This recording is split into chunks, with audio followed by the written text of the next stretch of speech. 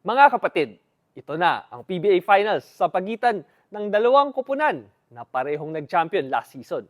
Ang reigning Commissioner's Cup at Governor's Cup champions na TNT Tropang 5G laban sa defending Philippine Cup champions na San Miguel Beermen.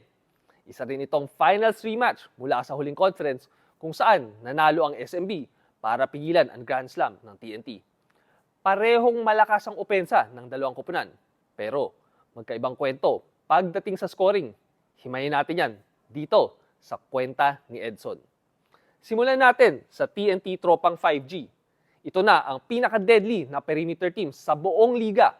Number 1 sila sa 3-point shooting at 34.5% at pati sa 4-point line at 33.8%. Ibig sabihin, kahit isang possession lang, pwedeng biglang plus 4 ang TNT. Tulad lang nung nakita natin sa huling laban nila kontra Meralco nung semifinals. Sa panguna nga ni Calvin Oftana, Jordan Heading at Ray ng Batak, 48.1 perimeter points per game ang TNT. Number 1 yan sa buong liga.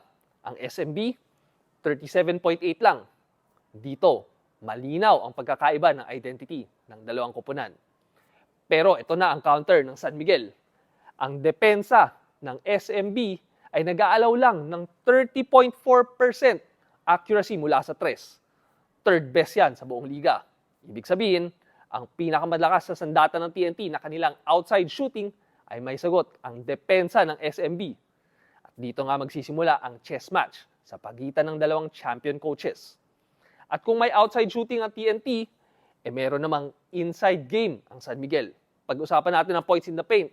At dito nga makita natin na 50.1 points in the paint per game ang San Miguel. Number 2 sa buong liga.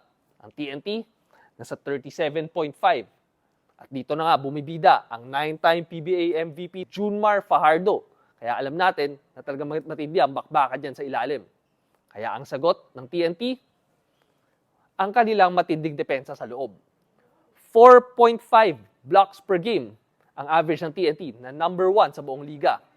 Kailangan maging handa ang number 1 shot blocker ng TNT na si Brandon Ganuelas-Rosser kasama na sina veteran Kelly Williams at ang buong TNT frontline para gawing mahirap sa SMB ang bawat atake sa paint na pinangunahan nga ni Junmar Fajardo at ni CJ Perez.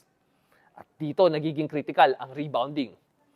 SMB, ang number 1 rebounding team sa buong liga at 55.5 per game, habang ang TNT ay 47.3. At kung mababantayan ng SMB ang 3-point shooting ng TNT, ay kailangan makakuha rin ng second chances ang TNT. Dahil sa kabilang side ng court ay SMB ang number 1 sa second chance points dahil nga sa kanilang lakas sa rebounds. Sa dulo, malinaw ang laban mga kapatid. Perimeter versus paint. Pace versus power. Pangatlong Philippine Cup Finals meeting nga ng TNT at SMB sa loob lamang ng 4 na seasons. Nanalo ang SMB sa unang dalawa. Umabot ng Game 7 noong 2022 at 4-2 naman last season. Kaya ang tanong ngayon, third time's the charm ba para sa TNT? O mananatiling hari ng Philippine Cup ang SMB? Pero isang bagay ang sigurado, magiging solid ang bakbakan at mapapanood nyo yan dito sa RPTV. At mga kapatid, solid ka dito kasi malinaw ang mga numero. Ako si Edson Guido, Chief Data Analyst ng TV5 at yan ang kwento sa likod ng PBA Finals matchup sa pagitan ng TNT at SMB.